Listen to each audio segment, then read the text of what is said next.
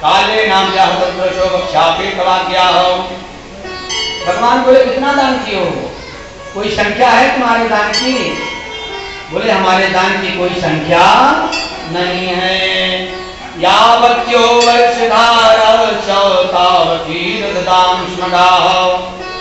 राजा नट बोलते हैं कि धरती में जितने कण हैं उसकी गिनती किया जा सकता है। आकाश में बारिश होती है उसकी बूंदें गिने जा सकती है। आकाश में जो तारे हैं उनको गिना जा सकता है, लेकिन हमारे गौओं का दान की संख्या कोई गिन नहीं सकता है। कितना मैं दान किया हूं। भगवान बोले तो इतना दान करने के बाद भी तुम्हारी एक अच्छी गति हो गई है। अभी तो हमें ऐसा लगता है कि आपने दान तो किया है, लेकिन अच्छी गौओं का दान आपने नहीं किया है। बगैर दूध देने वाली गाय का दान किया होगा, जो एकदम जीर्ण हो गई, मरने वाली गाय रही होगी, उसको आपने दान किया होगा, इसीलिए तो ऐसा हुआ। उसने कहा नहीं प्रभु, मैंने गाय का दान कितना सुंदर किया है। पयस्वनी स्तरुणी शील रूपा गुणोपपन्ना कपिला हेम श्रृंगी न्यायाधिता रूप पुरा सवत्सा विपुल माला भरणा गदावहम। भगवान बोलते हैं गौ का दान का फल तब मिलता है कि गाय के पास में नया बछड़ा हो और सुंदर गाय दूध देने वाली हो। ऐसा नहीं कि पैर मारती हो, बछड़े को भी दूध नहीं पिलाती है, कौन बवाल करे, चलो दूसरों को दान करो। बोलता है कि नहीं, मैंने सुंदर शील स्वभाव वाली गौ दिया हूँ, जिसके साथ में बछड़ा है, जो बहुत दूध देने वाली है। इतना ही नहीं, मैं सुंदर उसको अलंकृत करके, उसकी जो गाय की जो खुर होती है, सोने चांदी का पादुका बना करके, सीने में उनका कवर लगा करके सोने चांदी का फिर मैं दान करता था। भगवान ने बोला ठीक है, सुंदर गाय थी, सारे अलंकारों से अलंकृत थी, लेकिन दान आपने अच्छे पात्र को नहीं दिया होगा।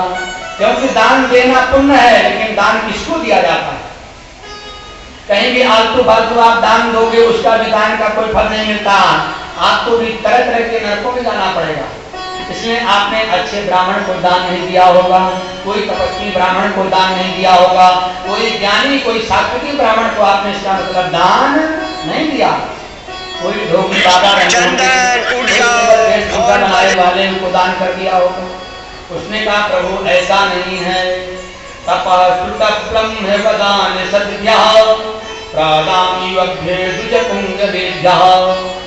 मैंने ऐसे वैसे ब्राह्मणों को दान नहीं दिया, मैं तपस्वी ब्राह्मणों को दान दिया। जो तपस्वी हैं, ज्ञानी हैं, जो सदा सर्वदा धर्म मार्ग में चलने वाले हैं, ऐसे ब्राह्मणों को मैंने दान दिया है। फिर तुम्हारी ऐसी गति क्यों हो गई? गाय भी अच्छी दिया, ब्राह्मण भी अच्छे पात्र दिए, फिर तुम्हारी ये गति क्यों हो गई? बोले एक बार मुझसे एक गलती हो गई थी। क्या गलती? बोले अपने गौशाला समय एक ब्राह्मण को गाय दान दे दिया। अब वो ब्राह्मण उस गाय को ले गया अपने घर में, बढ़िया उसका दुहन किया, सेवा किया, और अचानक एक दिन गाय उससे वहां से छुटकारा पा गई, छूट गई और आकर के हमारे गौशाला में पुनः मिल गई। मिलने के बाद में मैं जान नहीं पाया, उसी गौ को मैं दूसरे ब्राह्मण को दान कर दिया। अब उधर से अपनी गाय को ब्राह्मण खोज रहा है और इधर से दूसरा ब्राह्मण वही गाय को लेके जा रहा था। रास्ते में दोनों का मुलाकात हो गई।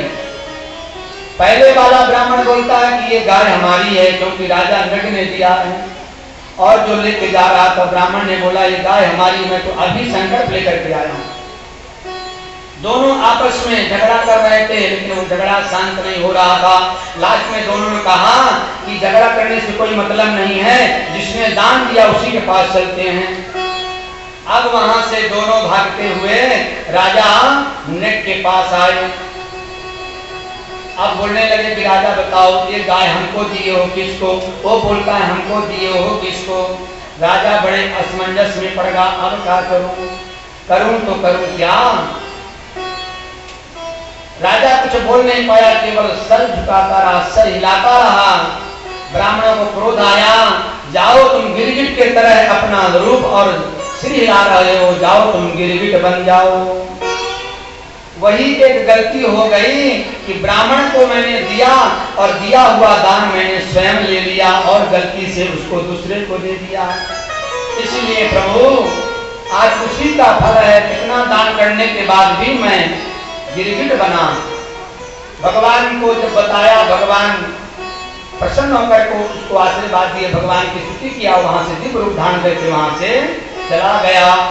आज ब्राह्मणों की प्रशंसा, ब्राह्मणों की महत्ता आज भगवान कृष्ण अपने परिवार को बता रहे हैं बैठा करके कि कभी भी ब्राह्मण को जो वस्तु दे दिया जाए उसको वापिस नहीं लिया जाए। स्वदत्ताम परदत्ताम वा ब्रह्मवृत्तिम हरिचयः षष्ठ वर्ष सहस्रायाम विष्टायाम जायते कृमिः।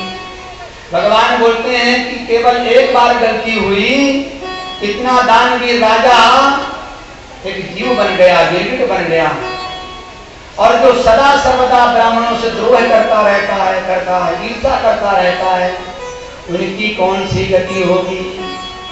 कभी कभी तो ऐसा भी होता है कि ब्राह्मण का लिफाफा और दूसरे लोगों का लिफाफा अलग रहता है, और जो बड़े जो हमारे पूजनी रहते हैं उनका बड़ा लिफाफा ब्राह्मण के पास चला गया और ब्राह्मण का लिफाफा अपने श्रेष्ठ जनों के पास चला गया। अब पता चला कि लिफाफा तो चेंज हो गया है। ब्राह्मण के पास तुरंत फोन गया, ब्राह्मण देवता आप उतना ले लो, उसके बाद जो बची दक्षिणा है वापिस कर दो।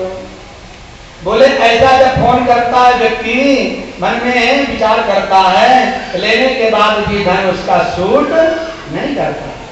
इसलिए कभी ब्राह्मण को जो वस्तु दे दिया जाए कभी लेना नहीं चाहिए। आज इतना दान आ रहा है, इस दान में अधिकार किसका है? ब्राह्मण का अधिकार है। वो बोलेगा हमने मेहनत किया, हमें भी दे दो, हमें भी दे दो। ब्रह्म वृत्ति हरिचयः, ब्राह्मण की वृत्ति, ब्राह्मण का जब धन हरण करता है व्यक्ति 60,000 वर्ष तक विष्टा का वो कीड़ा बन करके भोगता रहता, उसका उद्धार होता नहीं है। इसलिए भगवान बोलते हैं कि अरे बच्चों, कभी भी ब्राह्मण जहां भी मिले उनको दंडवत प्रणाम करो, देने के लिए सोचो, कभी उनका लेना नहीं है। इस तरह से भगवान ने अपने बच्चों को शिक्षा दिए हैं। एक दिन बलराम भैया बोलते हैं कन्हैया, मुझे अब अपने बाबा नंद की और माँ यशोदा की याद आ रही है। तू तो कई बार हो आया पर मैं नहीं जा पाया, अब मुझे याद आ रही, मैं भी जा रहा हूँ। कन्हैया बोले भैया जाओ, घूम करके आओ। अब बलराम भैया वहां से वृंदावन की ओर चल देते हैं। बलभद्रा कुरुश्रेष्ठा भगवान रथमाता सुभद्रा प्रयो नंद गोकुलम। अब गोकुल में आए, बलराम भैया को देख करके नंद बाबा बड़े खुश हो गए, मेरा बलराम आ गया। यशोदा मैया बड़ी खुश हुई, मेरा बलराम आ गया। सारी गोपियां दौड़ती हुई आई, बलराम आ गए, बलराम आ गए।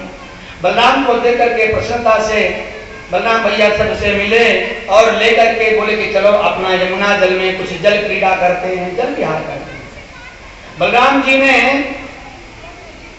सभी गोपियों को लेकर के जल में विहार किए यमुना में, और यमुना किनारे बैठ गए और बोले यमुना तुम हमारे पास में आ जाओ, मुझे स्नान करना है। यमुना क्यों आए पास में? उसका कि जो धारा है वो धारा से चल रही है। लेकिन बलराम भैया बड़े क्रोधी हैं, आज्ञा दे दी, आज्ञा का पालन करो नहीं तो गड़बड़ ही गड़बड़ है। बोले यमुना हमारे पास आओ। यमुना नहीं आई तो हर उठाए और यमुना को खींच लिए। जब यमुना को खींचे तो यमुना भगी चली आई। भगवान बलराम जी जल विहार किए हैं, सभी गोपियों को आनंद प्रदान किए हैं। जब बलराम भैया नंद बाबा के यहाँ आए हैं, वहां द्वारिका में भगवान कृष्ण अकेले हैं। दुनिया में दास केवल बलराम की है, इतनी दास कृष्ण भगवान की नहीं है। हर असुर बलराम से डरता है। कृष्ण भगवान तो कुछ चुप्पी हो जाएंगे, मान भी लेंगे, लेकिन बलराम भैया का हर और मूसल हमेशा तैयार रहता है। आज द्वारिका में बलराम नहीं है। आज एक पंडित नाम के राजा को पता चला बलराम नहीं है। आज मौका है कृष्ण को थोड़ा से नीचा दिखाने के लिए। आज के दूत भेजता है कि जाओ कृष्ण को बोल दो, जो 4 हाथ में शंख चक्रदा पद्म लिए हो, नकली कृष्ण वासुदेव बन गए हो, तो अपना नकली वासुदेव नाम छोड़ दो। असली कृष्ण मैं हूं, असली वासुदेव मैं हूं। दूत जाकर के भगवान कृष्ण के सभा में जब बोलता है, बैठे हुए जो वहां बाल लोग थे खड़े हो गए और दूत को ही मारने के लिए खड़े हुए। भगवान बोले ये तो दूत है, इसकी कौन सी गलती है? सेवक को तो जो स्वामी बोले तो वही करेगा, इसलिए जो स्वामी ने संदेश दिया है आप लोग भी संदेश दे दो।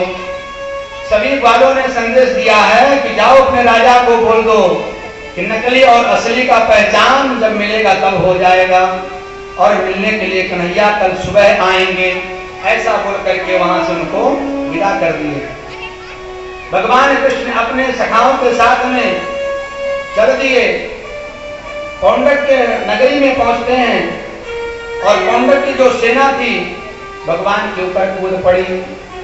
भगवान ने नकली जो कौंडक कृष्ण वासुदेव बना था अपने सुदर्शन चक्र के द्वारा उसके जो नकली लकड़ी के हाथ बना करके रखा था उस सबको प्रहार किया। प्रहार करने के बाद में लास्ट में कौंडक को भी भगवान ने समाप्त किया है। ओम नमो भगवते वासुदेवाय।